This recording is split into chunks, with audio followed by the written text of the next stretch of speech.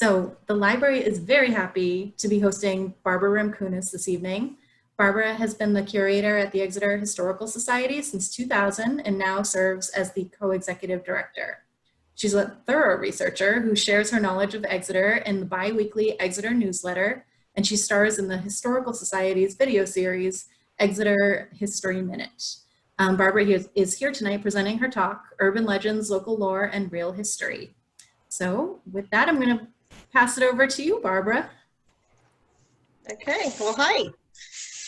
And thank you for inviting me, or as my coworker Laura put it, Barbara's on loan to Portsmouth tonight, which is very nice. It's good to be invited. We had kind of planned this out before the pandemic hit, so we're adapting the program. So this was in connection to apparently a book group that was discussing local legends. And so I was approached to kind of talk about local events that happen. And just after the pandemic started, I was on Facebook and I was in my local community group, and people started talking actually about local stories and all the crazy things that we hear about and circulate around, and you wonder, is it true? Is it not true? Do I want to know if it's true? So I decided to approach it from that particular direction. So I'm going to start off by sharing my PowerPoint with you so that you don't have to be stuck looking at us for the whole time. See if we can get this to screen share, which it is not. Hang on, got to use the right button here. Okay, now I've got the right button. And let me just fire this up. Hang on. Oh, no, I'm going to go to. All right. You probably saw this first slide as part of the promo. This is actually a trick photo that was very popular in the 1890s or so, and it's the same person in both of the in both people are the same person, and they would use sort of double exposure to do it. It was really considered unique at the time because photography was quite new. Anyway, I was trying to think of a good photo to open this up, and just let me know that you can see it. Paulina, give me a thumbs up. We're up. Okay, good. So here's a house. When I was on that Facebook group, there was a lot of interest in this house. It's a house in Exeter. It's called the Moses Kent House. And the stories that have been told about it have gone on for a long time, but mostly since about the 1960s. This house is frequently described to people as the house where the Addams Family was filmed. Sometimes you hear that it's the house where the Munsters was filmed. And so I watched this for a couple of, well, probably one day, flitting around on Facebook. And the problem with being the town historian, which is pretty much my job, is that at some point you just say, you know, I gotta just tell them what the house is, right? That's my job. That's my job. That's my reason for getting out of bed every day, is to be able to share the history of the town of Exeter. It's what I love doing. It's what I have to do most. And it's very hard not to. I'm gonna come back to this house though. I want you to just remember it. Because first I wanna talk a little bit about what legends and lore and urban legends and reality, how they correspond. Let's start with an old Exeter legend. Now, I don't have any legends from the original people who lived here. Exeter was the land of the Squamscots, and they lived here first. And unfortunately, I don't have any of their stories. I need to connect to some local Abnaki people to find out what was happening in the area. So we have to instead just be happy to just be stuck with the white people's stories. So that's where we're going to go with this first one. In the history of the town of Exeter, which is our history book that begins the story of the town when it's organized in 1638, it's written by Charles Bell. He wrote it in 1888 to celebrate the Exeter, the quarter millennial year, as he put it. And most of the book is just sort of straight history. You can see one of our founding documents is sort of rolled up on the side of this photo. And Charles Bell, who you can tell is a very serious person given his incredible facial hair, had served as the state governor a few terms. He was a politician and a lawyer, but his real love was history. And when he wrote his book, it's a lot of genealogy, It's the beginning is a lot of land grants. It's not something that you just sort of sit down and read for fun. It's really a reference book. But in the very back, in this miscellaneous section, he has this very odd story that he tells for no particular purpose. And it's the story of the Whitecaps. And he says, towards the close of the last century, there was a time when people believed in magic and witches. And then he relates the story of a shifty guy named Rainsford Rogers who comes to town sometime in the late 1700s. Now, Charles Bell was not alive at that time. He didn't live in Exeter at that time. So I'm going to call this a legend. And the reason it's a legend is because it's an old story that may or may not be true, but might have a sort of a germ of truth to it. So the story he tells is about Rainsford Rogers, who's born in Connecticut, lives in Massachusetts, and in the 1780s, he manages to convince people that if they give him money or if they join him, he will be able to go out into the woods at night, always at night, and with the help of some sort of spiritual guide, he can find treasure.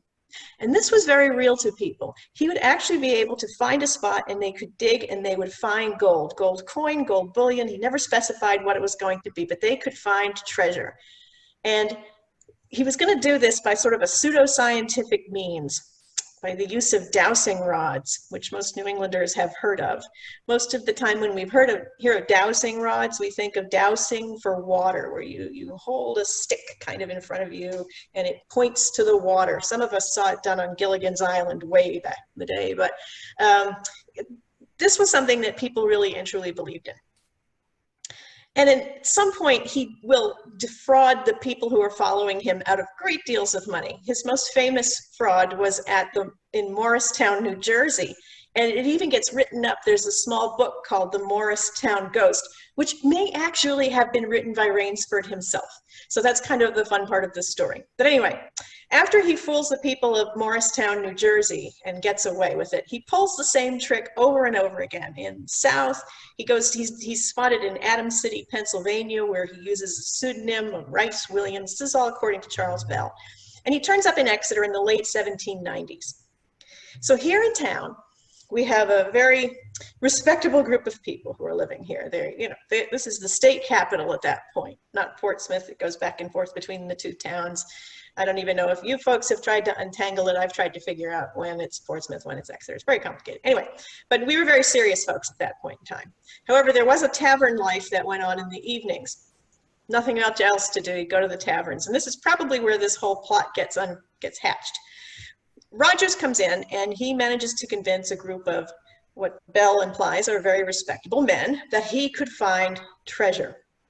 And he tells these men that to meet him just after midnight over a series of nights. And he takes them out into the swampy lands, probably out by the river. And you need to remember that dark back then was dark. I mean, when we go out, if you go out to try and look at the meteorite shower tonight, you're going to find that there's a lot of ambient light out there. But back at this time period, there's no ambient light. There's no light coming out of people's houses. There's no street lights, nothing. So it is seriously dark. And you have to let your eyes adjust, and then you can kind of see. But really, it's very bad visibility. And that's important to the story. Because he takes these guys out, and on numerous nights, they go out and they dig and they dig and they dig. They don't find anything. He told all of them, make sure you wear a white cap on your head. So that, the spirits will know who you are. It was probably more so that Rainsford Rogers could see them, because a white cap would be more visible, but they get called the Whitecaps because of this later on. One night they're out digging, they're not finding anything, and a spirit apparition shows up, and it's all shrouded in white, and it's giving them directions, keep looking, you're getting closer, something like that. I don't know. One of the Exeter men, however, shouts at the ghost, "A little louder, Mr. Ghost. I'm rather hard of hearing." And then the ghost flaps around a little more and then disappears. So they're stunned by this. And they later run into Rainsford Rogers and they say, oh, we saw a ghost. He told us to keep digging. And Rogers said, I don't know why you haven't found it yet. There's got to be gold out there somewhere. You're going to find it. I think what we need is, I think we need this special divining rod that I can use, this special piece of equipment. And they only sell it in Philadelphia. It's going to cost a couple $100. And yes. So they give him the money. And he gets on a horse and they say, bye, see you later when you come back with the divining rod. And they never see him again. Surprise, surprise. He completely takes them for everything they had. And this is considered, it's just a funny story about Exeter. Bell retells it, and he declines to give the names of these men, probably because they still had family in town. And it became a good joke around town. It was especially a good joke on the poor guy that said, Mr. Ghost, I can't hear you. And they kept it going. Now, what makes this tale interesting, and the reason that we can call it a legend, is because there are a lot of things in this story that are actually true. We don't actually know whether he came to Exeter, but it seems likely. But Rainsford Rogers was a real live person, and he most likely wrote the book about the Morristown adventures to earn himself some money. And the other thing that's true is that there were people called money diggers or gold diggers. You've probably heard gold diggers used in a different sense, but back in these early times, especially in Puritan New England, where they had some very strict rules about religion, they did believe in magic spirits. And they did most definitely believe in apparitions and strange things that could happen in the dark. And they also had this odd belief that you could find gold coins buried in the ground. It's something that really and truly existed, and that all you had to do was go out and you could probably find it. You could find these stories. Here's another picture for you. This is a painting that was done in 1832. And it's called The Money Diggers. It's located right now in the Brooklyn Museum. It was done by an artist named John Quitter, and it was used as an illustration for a story written by Washington Irving. And the story is called The Adventures of Sam the Black Fisherman. And it is an account of some things that are going on off the coast of Long Island, but they are actually doing just exactly what Charles Bell's story in Exeter, New Hampshire says. They are digging for gold coins, and the one guy is going to cheat all the other men and come to a bad end. So this was something that was real, and that fascinates me about legends, because a lot of times the local legends have some tiny germ of truth to them. It doesn't have to be hugely factual, but it might have one little thing in it. And Charles Bell's story about Rainsford Rogers has a specific person, it has a location, it has something that occurred back then but doesn't occur anymore, so it's not something that's new that we found out about. So when you're trying to guess or you're trying to research the validity of some stories, think about that. When was it written? Who was it written for? Are the events something that could have taken place? We're going to move on now to another local legend, and I'm going to call this The Problem of Amos Tuck. Here's Amos Tuck. Amos Tuck himself is not guilty of anything. He was not the kind of person who would spin tales, and yet his reputation has outgrown what he probably was in real life. In real life, he was born in Parsonsfield, Maine, 1810. He wanted to go to school. He had a hard time trying to get to school. His father wanted him to work on the farm, and he was not interested in working on the farm in any way, so he spent a lot of time trying to get himself through school. We know this because he wrote a rather lengthy autobiography of himself in serialized form in our local newspaper, the Exeter Newsletter, towards the very end of his life. So we hear all about his trauma trying to get through school. He eventually does graduate from Dartmouth, and he becomes a lawyer and a politician. And he moves to Exeter in about 1838, and he opens his law practice here in town. And he is involved in the legal field, and he's also very into politics at the time. The 1840s was a very, I guess you could say, dynamic time in politics. The political parties were shifting. The issue of the day was slavery, not so much slavery as it existed in the South, but slavery's expansion to the Western territories. That was troublesome. Kansas and Nebraska were entering. The question was, should they be slave states? Should they be free states? Maine had become a state in 1820 as in an agreement. Missouri came in as a slave state, Maine came in as a free state, and that way they kept that balance of power. So as politically divided as you think we are today, it was really complicated in this time period. And the political parties were split along ideological lines on the slavery issue. Amos Tuck was no big fan of slavery. He was definitely, I don't know if he was a full-on abolitionist to eliminate slavery everywhere, but he was definitely opposed to slavery moving to the western part of the country. So that made him politically what they called a free soil politician. Free soil meaning land that did not have enslaved people living on it. In 1845, he calls a meeting in Exeter to get together people from a few of the different political parties who were all leaning toward the abolitionist side, or at least the free soil parties. And they get together here in Exeter to nominate, to come together as their own party and to nominate John P. Hale to go to Congress, which he does. Okay, so Amos Tuck, in his autobiography, he writes an awful lot about how he worked hard to get free soil politics moving, to bring these disparate parties together, to try and unite, to do this one big thing. And he talks a lot about the 1845 meeting, which was held at the Congregational Church Vestry. So he speaks about that. Now, if you talk to anybody in Exeter today, you're probably going to hear about Amos Tuck, because in our town, he's a big deal even today. And he's a big deal for two reasons. He gets elected to Congress himself, first as a Whig and later as a Republican, or an independent Democrat. I can't remember the parties. There's so many of them and they keep shifting. There's the Free Soil Party, there's the Know Nothing Party. I mean, there's all kinds of parties that are floating around at this time period. There's Democrats who are independent Democrats. They're all over the place.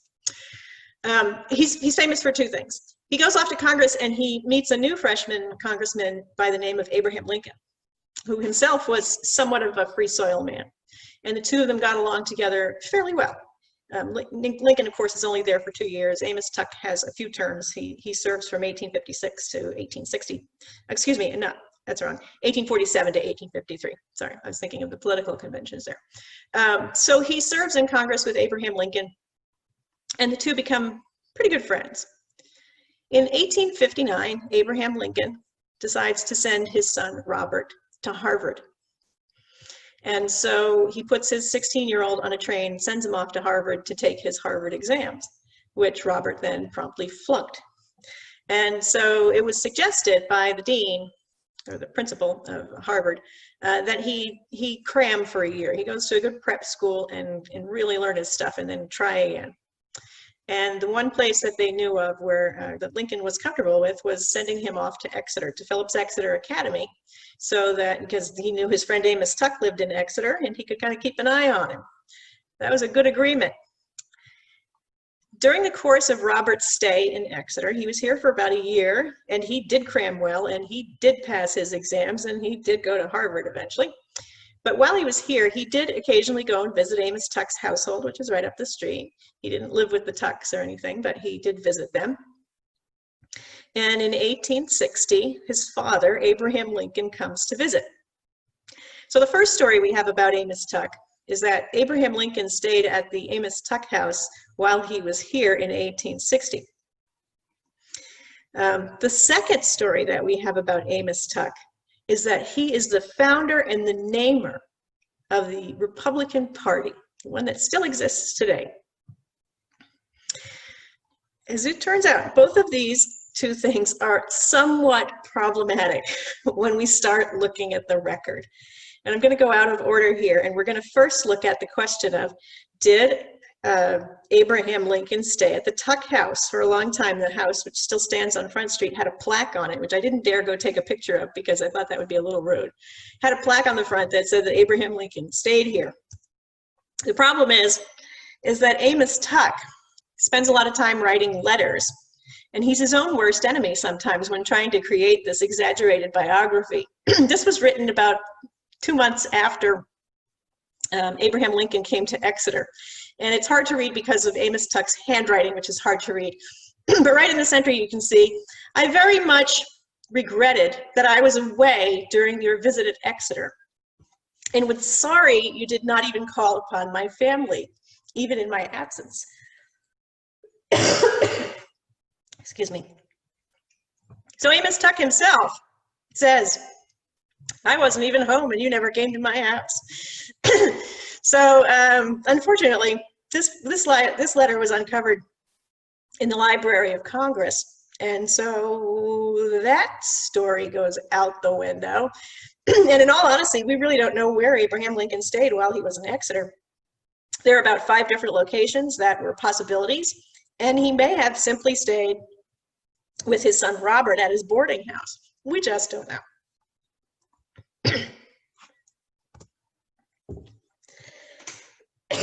Excuse me.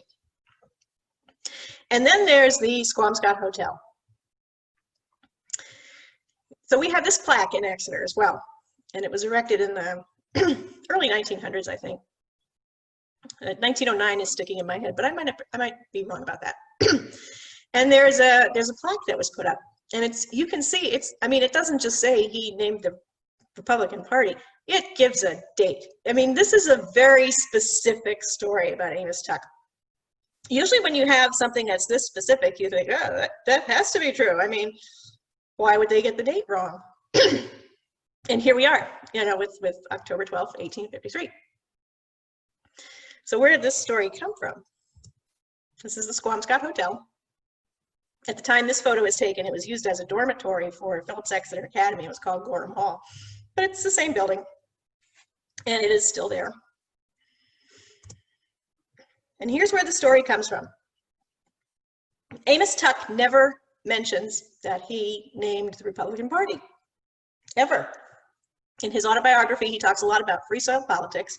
He talks a lot about the 1845 meeting, but he never once says anything about the fact that he names the Republican Party. There's a letter published in the Exeter Newsletter, our local paper, on August 18th, 1887. In 1887, Amos Tuck had been dead for 8 years. So Amos Tuck is not around to talk about it anymore. And this letter is published by another local politician by the name of Homer Batchelder. And in this letter, Homer Batchelder talks about this meeting that occurred. And it was on, a very specific date, October 12th, 1853, just like the plaque says. And he talks about how there were 14 men who gathered together. And at the meeting, Amos Tuck proposes that they're going to form a new political party, and they're going to call it the Republican Party. And then they take that news to Horace Greeley, who turns it out and claims, moves it along so that by the time they do declare themselves as an actual party in 1854, 1856, I think, that it's actually Amos Tuck who is the person that named the Republican Party. Exeter goes bananas about this news. Okay, you never hear about it before 1887, and yet it spreads everywhere, and it's still around today. In fact, when I first started working here at the Historical Society in 2000, I did not know that Exeter was where the Republican Party was founded, and the curator at the time, Nancy Merrill, tells me this, and I was like, well, that's really amazing. That's really cool. Who wouldn't want to have the party of Abraham Lincoln? I mean, free the slaves is amazing. So we want to publicize this as much as possible. There's a big anniversary of it. There's many things that happen in town to publicize the fact that Amos Tuck was the founder of the Republican Party. It was fantastic news. So we have a researcher here who had been working on Amos Tuck, trying to figure out what Amos Tuck did for a living after he was no longer in Congress, and just trying to track him down. He goes up to Dartmouth to look at the Tuck family letters. And he's going through them, and he finds a letter. And I can't show you the original because we don't have permission, but here's the text.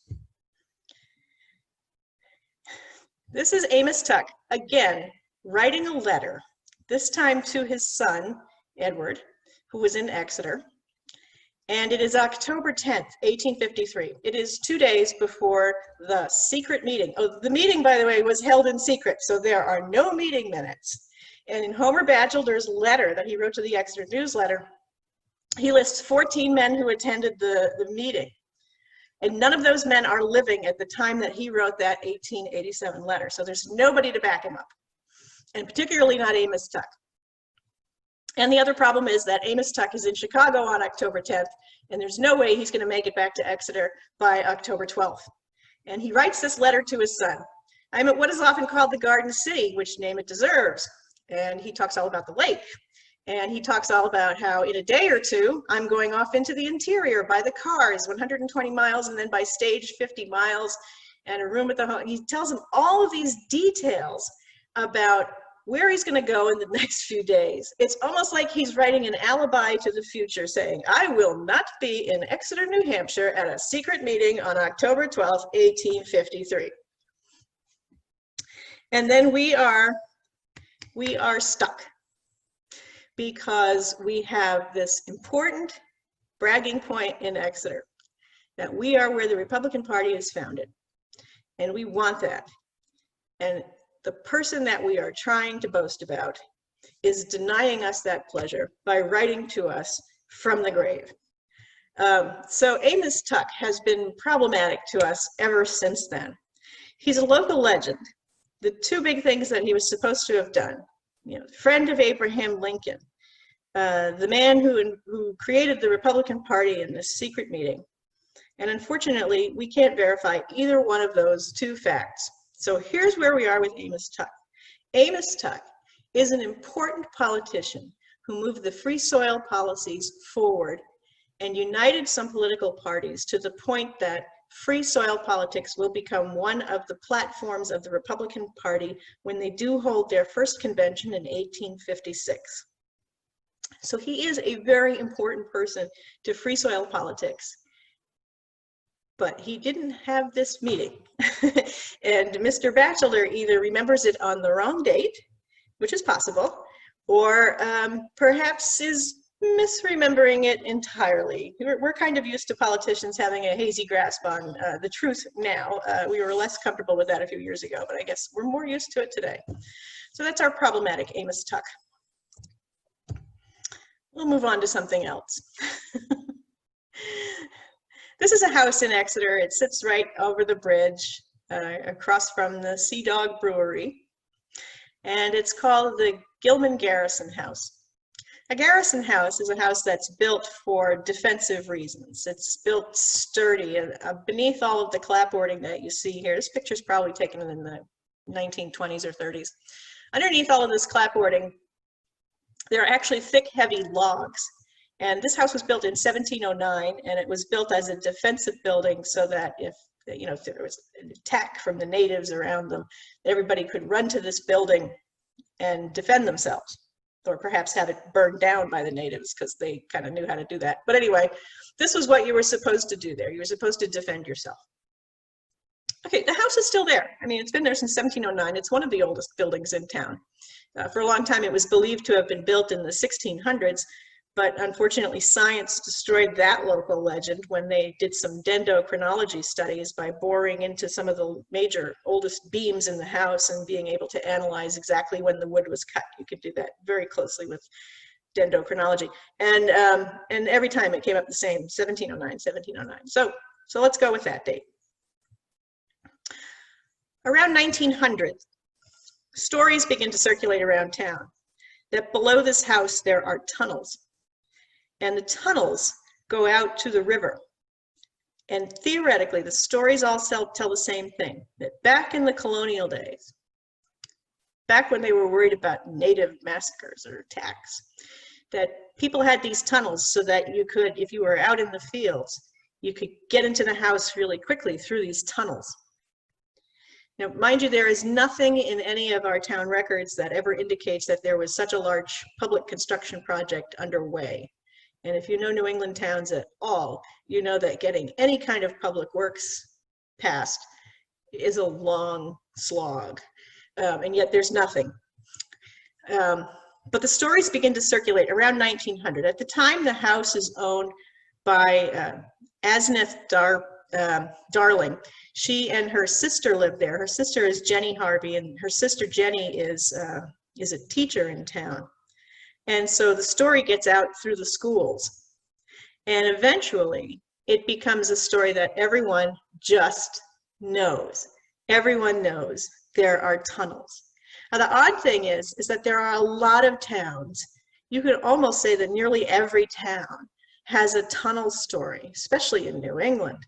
I mean, there are tunnel stories all over the place, and for a variety of reasons. It's either people sneaking in for, in this case, it's to escape marauding Indians, but you might also hear it as Underground Railroad tunnels, all kinds of tunnel stories. So one of the teachers over at the Robinson Female Seminary, Elizabeth Baker, even would take school kids over there for field trips.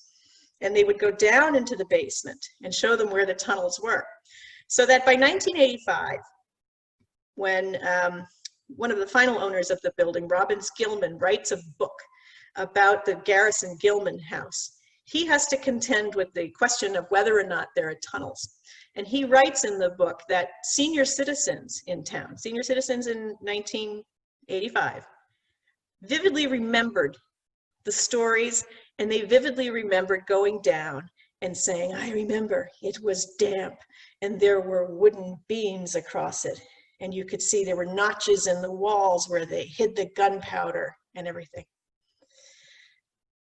The next owners of the building, William Perry Dudley, he used to tell the story to kids when he did school visits. But his mother, who owned the house, Frances Perry Dudley, conceded that the story existed, but she's been living in the house for some time or visiting the house for some time, and they've never actually found any evidence of tunnels. I mean, it's got an old dug, creepy basement like a lot of New England houses, but she could never find any place that the tunnels were. The accounts that people gave even would say that you could go across the river into a field and you could look at an embankment and say, that's where the tunnel was. But they closed it in because it wasn't safe. In the 1930s, the US government, the Department of the Interior, was doing a survey of old houses.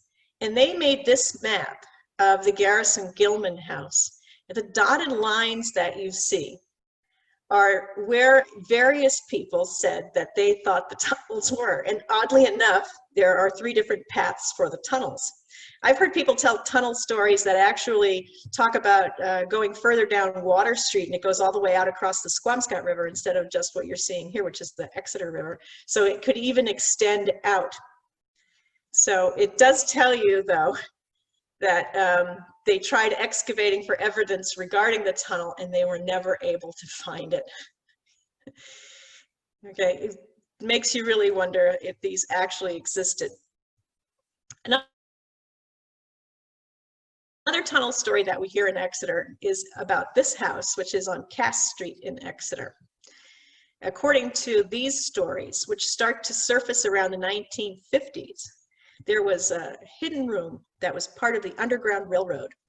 And there was, the hidden room would lead to the basement, and then there was a tunnel that would lead down to the river so that people who were fugitive slaves could get to this house, which would be a safe place, and they could hide in this room and then go through the tunnel at night and escape. The problem with this story is, well, first of all, it doesn't turn up until the 1950s. A lot of Underground Railroad stories just appear out of nowhere in the 1950s. The Underground Railroad was called that for a reason. People didn't talk about it.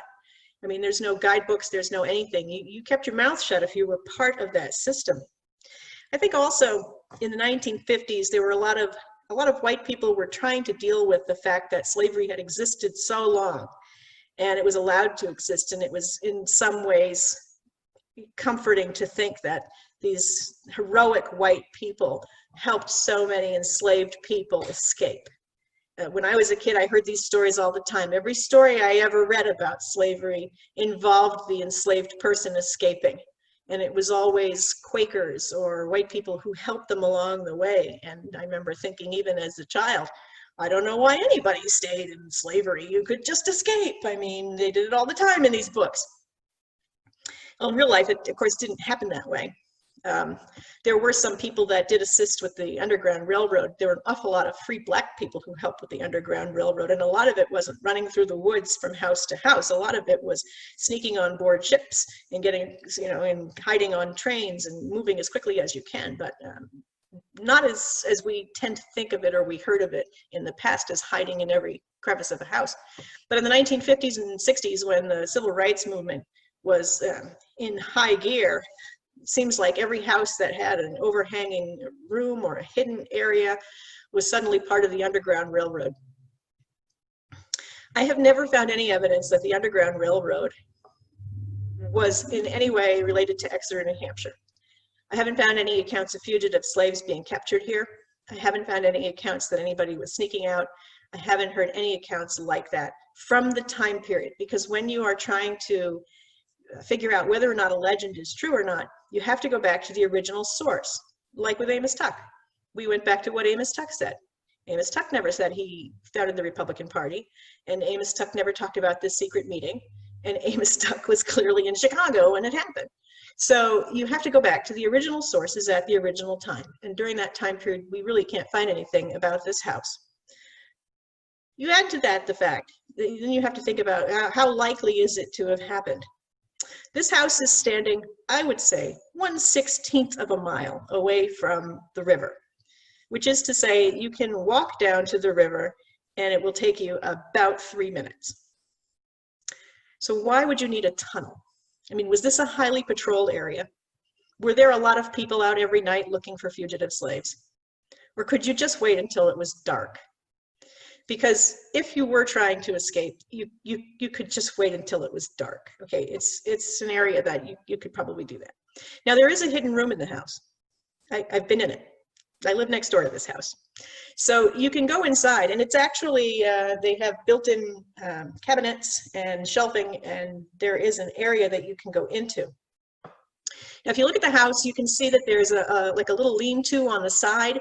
That was a shop, and in earlier times, before this photo was taken, they used to sell sewing notions and such at that shop. So it's not too unusual that they might have a hidden room if they were going to be worried about keeping money there overnight. All of these are possibilities.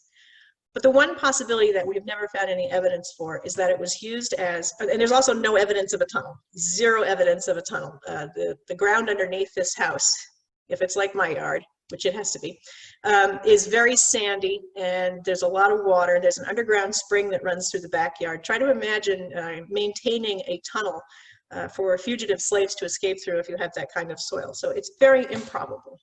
So as much as we would like to think that Exeter was part of the Underground Railroad, we simply don't have any evidence for it. And we don't have any evidence for a tunnel that would take you the short distance that you would need to get down to the river on a very dark night. Which of course brings us to the IOKA. The IOKA, which has been in the news again lately because it was recently sold to developers who are going to take the building and make it into offices. It's been a very neglected part of town. The IOKA Theater was built in 1915. There are a couple of interesting legends about the IOKA Theater to look at. First of all is its builder itself. It was built in 1915. It was open to great fanfare. It was going to be a theater, and they were going to have a pool in the basement and bowling alleys for the YMCA, which was a new organization at the time. There were office space in the upstairs. They had lots of grand ideas about it. And it was built by this man, Edward Mayer, who was a local judge in town. Now, over the years, we've heard a lot about Edward Mayer. We heard, for instance, that he was related to the movie mogul Louis B. Mayer, which, you know, they both in the movie business seemed likely. So we looked up Edward Mayer to find out if he was related to Louis B. Mayer, and he was most definitely not. Edward Mayer was born in 1878 here in the United States. Louis B. Mayer, whose real name was Lazar Mayer, was born in Russia in 1884, so Louis B. Mayer was probably not Edward Mayer's uncle because he was younger than him, although that can happen, we know that. Edward Mayer was apparently Lutheran. Louis B. Mayer was Jewish. Probably they're not related. So we'll just get that out of the way right away. The two men are not related. The IOKA Theater was designed by Gordon Robb of Boston, and it was built by the contracting firm of the Kelly brothers out of Haverhill, Massachusetts. It opened on November 1st. The very first movie they played there, just a way to start it off, was Birth of a Nation, which is a film that is based on the book The Klansman, and that is what it is about. It is the lost cause revisionist history of the Civil War, featuring the Ku Klux Klan as the great avengers who come and save the day.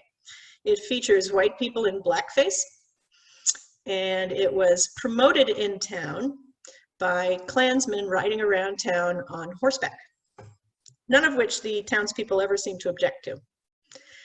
So that's a great start for our wonderful IOKA Theater, that people over the years came to love this movie theater. It also went bankrupt within 3 months of opening up. Edward Mayer had apparently just done some shifting of money from one place to another, and he went bankrupt so quickly. In March of the following year, it opens in November, and in March, they go to serve him with bankruptcy paperwork, and he has skipped town. So it all goes into litigation for years. They managed to keep it going. There was a competing theater in town, the old Opera House, which was down on Water Street, over by where today Swayze Parkway comes out. And it isn't until the movie theater, the Opera House, burns down in 1919 that the IOKA really comes into its own, and it it becomes the town movie theater, and it runs quite well for many years until the 1960s, when it runs into more financial problems as people begin watching more TV and they watch fewer movies. But one of the interesting things about the IOKA Theater was that there was this legend that started to evolve around it about what IOKA stood for. So much so that you can see this particular manager is even using it in the advertising. Now remember, I said that the building was built by the contractors called the Kelly brothers out of Haverhill, Massachusetts. And the story starts to circulate that stands for I, O, Kelly, all. And that's how the place got its name. That Mayer was so indebted to the Kelly brothers that's how it got its name, the IOKA. And it makes it all the way into, you can see public advertising here. Here's another place that the story turns up. In 1956, Grace Metalius wrote a book called Peyton Place. Now, she's not from Exeter. She's from Manchester originally. She was living in Durham for a while her husband, I think, was finishing college at the University of New Hampshire. But here, this is from Peyton Place. I'm going to do my best to read this because my lighting isn't great and I have to switch eyeglasses. This is the reading part of the evening, story time. Sometimes Selina had a little money which she earned by doing some odd job for a local housewife, and then she and Allison would go to a movie at the IOKA Theater. Later, they would sit at the soda fountain at Prescott's drugstore and eat toasted tomato and lettuce sandwiches and drink Coca-Cola. Then, instead of pretending that they were married to motion picture stars, they would play at being well-to-do local housewives out for an afternoon stroll and stopping for tea while their infants slept peacefully in their perambulators parked outside Prescott's front door. Allison held a drinking straw ripped in half as if it were a cigarette and carried on what she considered to be a grown-up conversation. When Mr. Bean decided to start up the movie theater, she said, he didn't have enough money. So he borrowed from an Irishman named Kelly. That's why the theater is named the IOKA. It stands for I, O, Kelly, all. She drew a great deal of satisfaction of knowing these little town anecdotes and from repeating them with her own embellishments while she picked imaginary shreds of tobacco daintily off her tongue. Selina was always an appreciative audience, never mean or stinting with her ohs or my goodnesses or her breathlessly disbelieving noes. Oh my goodness, did Mr. Bean ever pay Mr. Kelly back? Asked Selina. Oh, sure, said Allison. And then after a moment's pause in which a better answer occurred to her. No, wait a minute, he didn't. No, he never paid Mr. Kelly back. He ascended with the funds. I was stunned when I was reading Peyton Place to get ready for a program we were having at the Historical Society and to find our story. That's our bad story. I mean, that's our myth. And here it is, Grace Metalius is stealing it for Peyton Place, which was this horrible, scandalous book about, incest and just, towns that were terrible. She stole our story. So does it really stand for I.O. Kelly all? I mean, that kind of makes sense. Well, it doesn't. That's my job, is to tell you that I'm ruining all these great stories. The IOKA usually promoted itself with Always a Good Show, but it really was never anything to do with I.O. Kelly all. The Kelly brothers, for one thing, had been paid at the time that they did all of the construction.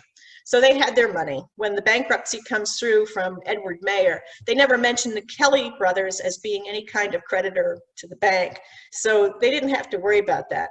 The manager who was there at the opening of the IOKA would later remind people in various newspaper articles over the years that the IOKA Theater was named before the bankruptcy. So even if it had been a bit of owing Kelly all, that the IOKA had been named long before that. And he remembered how it got its name.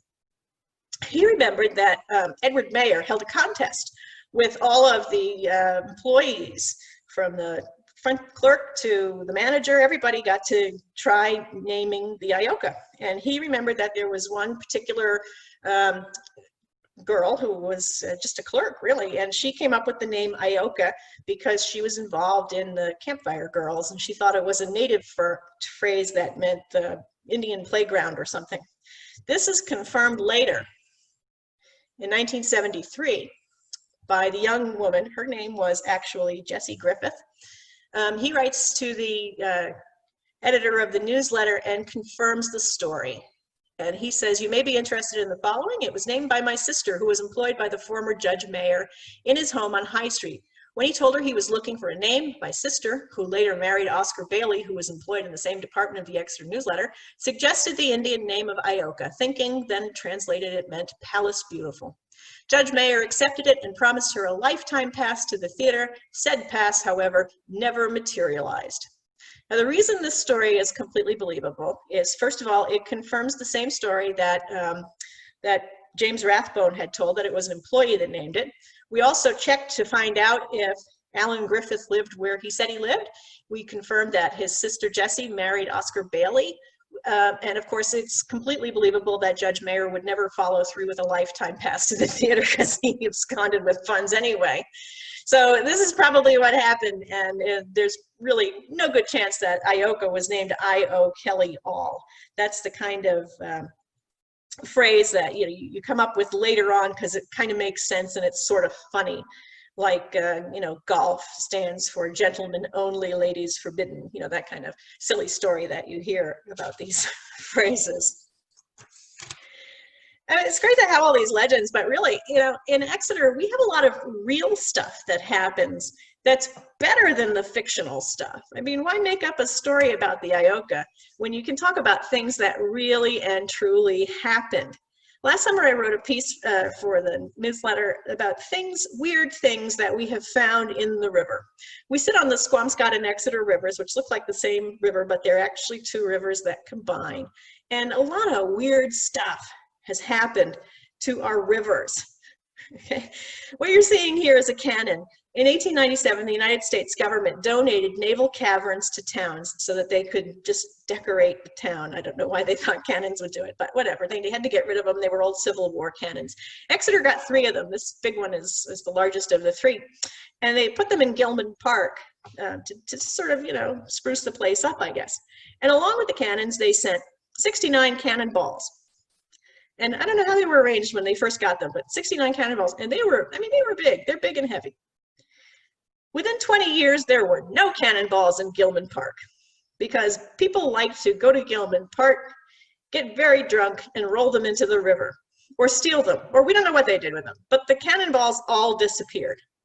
In 1929, they had to do some construction work and refurbishing to the park, and they managed to find 18 of the cannonballs again. So they rolled them up out of the river and they arranged them nicely, and they promptly disappeared again because it's just too tempting to roll cannonballs into the river, I guess. 2009, okay, so moving forward in time, 2009, the town was studying whether or not they should take down the dam.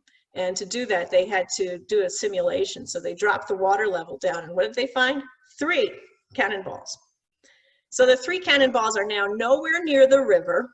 They're sitting next to the back wall of the Exeter Historical Society. And yes, they're still tempting. We had a few students from, I don't know which institution, but we are sitting on Phillips Exeter Academy grounds. So I'm just saying, I don't know where they were from. We had them on camera, so we saw them do it. And they rolled one of the balls all the way across our parking area, and we had to move them back, which was hard to do.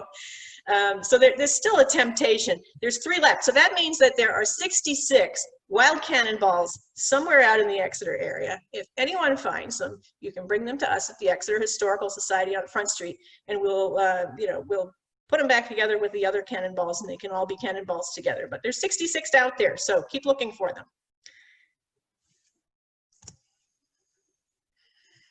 This is a sultry weekend in 1955, 4th of July weekend.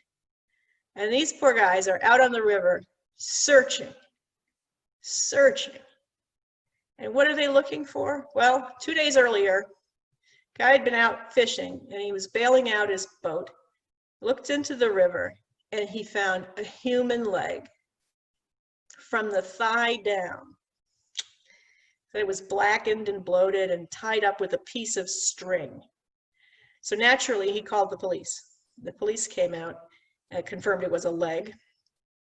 And then they started searching. The police searched all weekend. The state police were called. And this is before, there's not a lot of TV and radio going on, but word gets out that they're dragging the river to find the body. And it's looking like Exeter is going to be like one of those English country towns where eccentric murder mystery people find a body and then they investigate, and it was Simon who committed it in the parlor. So we were looking like we were going to turn into one of those towns. We're not a real murdery town, so it was kind of unusual. So there was one woman in town who heard this story and got a very sinking feeling and thought, oh no, that could be our leg. Her husband worked for Phillips Exeter Academy's phys ed department, and he had a preserved cadaver leg that used to be in a metal box in the garage. And he used it to examine the knee for knee injuries and how the tendons attached and everything. And she had in recent weeks told him, honey, the leg's gotta go. And told him that he needed to get rid of it. So just as she's beginning to wonder if the body that they're looking for perhaps doesn't exist, her husband is in New Jersey at a conference. And I've spent a lot of time wondering how this phone call must have gone, because I currently have a pact with my own husband. If we accidentally back into the other person's car in the driveway, the one who has crashed into the car has to call the insurance company and say, I just bashed my wife's car, or I just bashed my husband's car. We've done it so often. I think we have a file right now. So I imagine her phone call must have gone something like, honey, did you get rid of the leg? What did you do with it? And I think you should call the police, which he does. He promptly calls the Exeter Police Department and lets them know that he had in fact been told to get rid of the leg, and so he threw it in the river. Because I guess in 1955, that was kind of the thing that you would do. If that's not a weird enough story, the strangest thing we have ever pulled out of the Exeter River was a police car. In 2007, there was a 1997 Crown Victoria missing from Southampton for 10 years, and on a police tip, they decided to check the Exeter River, and under 15 feet of water, they found an entire police car that had been abandoned. It took them 3 hours to haul it out before they finally figured out that they had this police car under the water. So, with stories like that, it does make you wonder why we sometimes imagine things or make up things, because you have all these great stories. Which brings us back to the Moses Kent house. Built in the 1860s in a style that's called Second Empire. But for some reason, people tend to call Victorian or Gothic in this country. And here's the Moses Kent House. It was originally built by Henry Moses, who was a wool merchant. It's later bought by the Kent family, who owned the Exeter Manufacturing Company, the cotton mill in town. It is owned continuously by the Kent family right up until, I think, the 1970s or 1980s. And if I get that wrong, I apologize to the Kents. But it's been owned by the same family for a long time. That's the Addams Family house.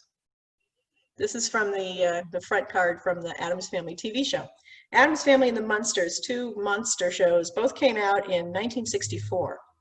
And they were both filmed in Los Angeles, California. Here's a side-by-side for you. Now, although there are some similarities, like they are the same style of architecture, they're really quite different. If you look at the cupola, it's different. You can see the windows are different. When I was on Facebook that day, I had someone argue with me for a long time, actually, that I was wrong, that it absolutely was the Addams Family house. And she even had a source that came up online, because you can kind of find an online source for anything. So I looked it up on IMDb, the Internet Movie Database, which said that everything was filmed in California. And interestingly enough, this particular house, the Addams Family house, is actually very well documented. This is what it actually looks like. I still have the Moses Kent house up there, but this is what the Addams Family house actually looks like. The top part with the cupola is actually all painted on and added later on. So the Addams Family house, which is located at 21 Chester Place in LA. If you want to go out there and look at it, you won't find it because it was torn down just a few years ago, and it's now like a running track for a college or something. So it doesn't exist anymore. Here's a great shot of Gomez Addams standing in front of it. You notice that they don't show the top of the picture. That's because the house doesn't have, it only has 2 floors. So it didn't really exist. But I love this story, and I was accused of destroying someone's precious history, and that's not really my job. My job as a historian is to try and find out what the reality is. And this is not to say that I don't love the local legends. I love the local legends. I think that every kid in Exeter should be told that that is the Addams Family house when they walk past it. I think that every kid in town, for a long time, we had this house, this big house that was built right down by the river back in the 1990s or early aughts. And everybody in town said, you know what it is? Mary Kate and Ashley Olsen are moving to Exeter so they can go to Phillips Exeter Academy, and they've built that giant house. My kids came home with that story. Everybody I knew heard that story. It was not true, but it was great to think that.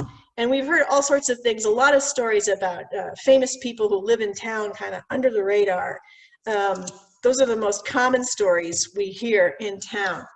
Local legends are important, I think, because they unite people in a belief in something that is a lot of fun. And we should never underestimate the whole fun factor of the whole thing.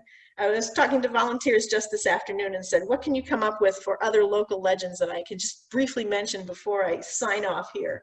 There's the old bridal elm story that has pretty much died out by now, but until the 19-teens, this old tree that stood right on the boundary between Exeter and Hampton, which was called the Bridal Elm, had about 3 or 4 different stories about an eloping couple that rushed there, and usually someone dies in the process. Most of these stories have that. There was a story that someone had heard that the man who was in the Rifleman lived on Pine Street. Don't know if that's true either. All the kids who go to Lincoln Street School have stories of ghosts because there used to be a school that was back there that burned down, the Robinson Female Seminary. So there's lots of stories about that. So there's all these stories that exist. And that's how I'm going to finish today. And the one story that I haven't talked about is the Exeter UFO, because, and I had a feeling that would be brought up. The UFO story is quite famous, that in 1964, there was a UFO sighting in Exeter. And is it real or is it not real? The reason I didn't include it in here is because in 65, on September 3rd, there were some men who really did see something. And I don't know what it was, but I totally believe that they saw something. Whether it was a plane or weather balloon, no one believes weather balloons, nobody ever believes weather balloons, or whatever it was. The people who told the story were completely believable, and I am comfortable with simply not knowing the answer to that one.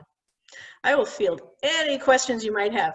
Keep in mind, I am from Exeter, and so if you ask me a question about Portsmouth, I'm probably not going to know. But I'd love to hear from you. I haven't been following the chat, so let me know.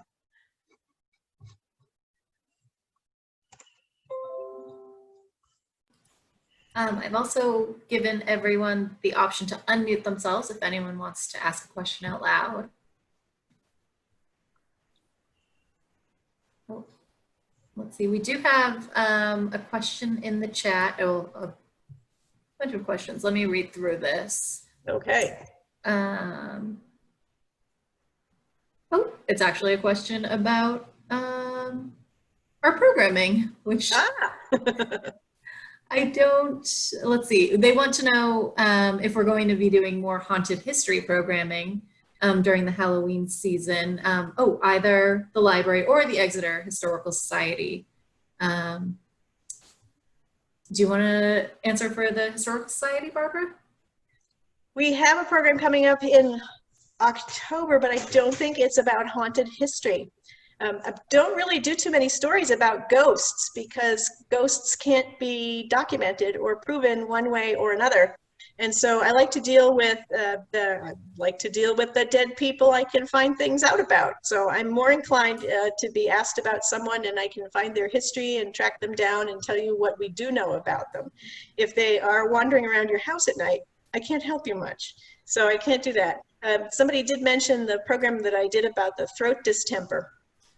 The throat distemper of 1735, which is actually one of those stories that would be very easily adapted for today because it's about a pandemic that hit in 1735 of a very virulent form of diphtheria, and it tended to attack children. The reason I've avoided that story is obviously right now we don't need that kind of story.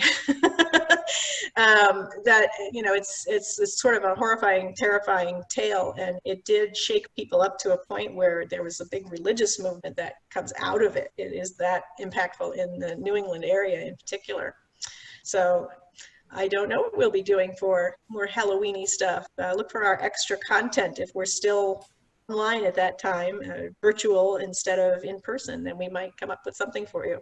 I will tell you that I have tasked the story of the haunted lamppost to Lara Bricker, who is a writer for the Seacoast newspapers, and we'll see what she can come up with from that one. That was another story that came up during our crazy Facebook moments. So we'll see what she comes up with for that. I told her, I'm not touching that. I'm not touching that. That's great. As for the library, I don't think we have anything specifically haunted history that I can think of that's upcoming. But if you do want more haunted history programming, definitely send an email to the library. Or we have a programming request form, I believe, on our website. But yeah, you can always suggest that we do more programming like that, and we will look into it.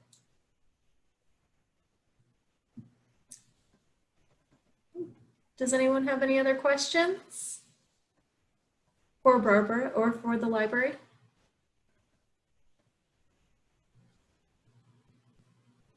Oh, and Nicole just popped in, and Nicole is here. She is the head of reference and special collections. But she said that the Gravestone girls are going to be doing a gravestones in genealogy research talk on October 18th, which is great because we've been trying to get them for quite some time, and they're definitely a popular New England duo who travel around and kind of share the knowledge about gravestones and cemeteries, and they're always fun to have.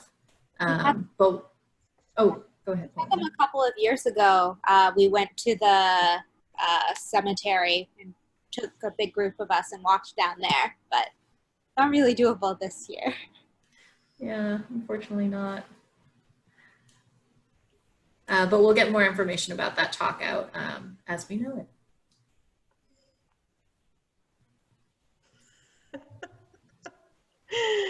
Oh, you saw me in Renee Allen's book, The Exeter Inn. I think I'm the Brimp in that. She comes up with a name. This is a local author who has written a mystery book, and she has a character that's based on the curator. That's awesome. I'll have to check that out. All right, any other questions or fun comments? All right, well, Barbara, thank you so much for joining us tonight. This was a really great talk, so full of history, but so interesting at the same time. I loved it. And yeah, and thank you everyone for joining us tonight. We'll definitely be having our local history series continue monthly on Zoom for now. So check our website often for more information about all of our programming. And thank you again to the Athenaeum for being here as well. And thank you from Florida. I'm glad you joined us. Wow. That's awesome.